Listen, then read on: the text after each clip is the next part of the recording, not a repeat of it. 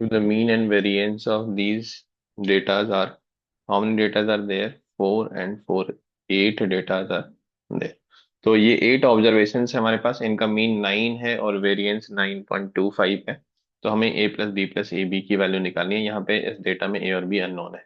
तो मीन का formula ungrouped data के लिए क्या होता है? Sum of all the observation by number of observation, sigma F I x i by sigma F i. Ungrouped data की फ्रीक्वेंसी 1 होती है, तो basically it is sigma x i divide by total number of observation, जो इस case में 8 है, और इसकी वैल्यू गिवन है 9। तो आप इन सबको ऐड करिए, sum of all the observations, ये आपका आ जाएगा 53 plus a plus b divide by 8 is equal to 9। तो यहाँ से ए और बी में आपके पास एक इन्फॉर्मेशन आ गया, A plus B is equal to 8 into 972 minus 53 which is 90। तो आपको ये वाला पार्ट मिल गया, A plus B. Now you are looking for A into B. तो आप वेरिएंस का फॉर्मूला यूज करिए। तो वेरिएंस में आप क्या लिखेंगे? वेरिएंस का दो फॉर्मूला होता है आपके पास, दोनों सेम है, दोनों में से आप कोई भी एक यूज कर सकते हैं। Sigma F I x I square by total number of observation, जिसको आप सिग्मा एफ आई या टोटल कैपिटल एन लिख सकते हैं, माइनस मीन का होल स्क्वायर, मीन जो आपके पास ऑलरेडी आ चुका है। मीन को हम म्यू या फिर एक्स बार से डिनोट करते हैं। तो ये आपका फॉर्मूला वेरिएंस का होता है। या फिर एक और फॉर्मूला है कि sigma F I x I minus X bar का whole square by total number of observation. फिलहाल मैं पहला वाला फॉर्मूला यूज कर रहा हूँ। तो इसमें आप क्या लिखेंगे? एफ आई अगेन 1 है क्योंकि अनग्रुप डेटा है। सारे डेटाज के स्क्वायर का समेशन आप ऐड करिए, मतलब 6 स्क्वायर प्लस 4 स्क्वायर प्लस ए square plus 8 square plus B square plus 12 square plus 10 square plus 13 square. ये सारे डेटा का स्क्वायर डिवाइड बाई 8। मीन आपके पास ऑलरेडी है ही, मीन की वैल्यू 9 है।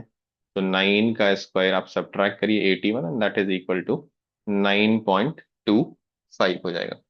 तो आप इन सब डेटा को जैसे ही ऐड करेंगे, तो आपके पास क्या इंफॉर्मेशन आ जाएगी? दिस विल बी 522 प्लस 529 हो जाएगा। ये इन सब डेटा को ऐड करेंगे तो 529 plus A square plus B square is equal to 8 times 81 plus 9.25। 81 plus 9 is 90, 90.25 को 8 से मल्टीप्लाई करेंगे तो 722 हो जाएगा। तो A square plus B square is equal to 722 minus 529, this will turn out to be 193। आपको वैल्यू किसकी चाहिए थी? ए बी की चाहिए थी। वैसे तो दो अननोन है और दो इक्वेशन है, तो आप ए और बी की इंडिविजुअल वैल्यू भी निकाल सकते हैं। That will turn out to be 12 and 7, but फिलहाल मैं इसको स्क्वायर कर लेता हूँ। तो ए प्लस बी का स्क्वायर मेरे पास हो गया 19 का स्क्वायर विच इज 361, और ए स्क्वायर में बी स्क्वायर है मेरे पास। ए प्लस बी के होल स्क्वायर का फॉर्मूला जैसे ही आप यूज करेंगे, तो A square plus B square which is 193 plus 2ab equal to 361।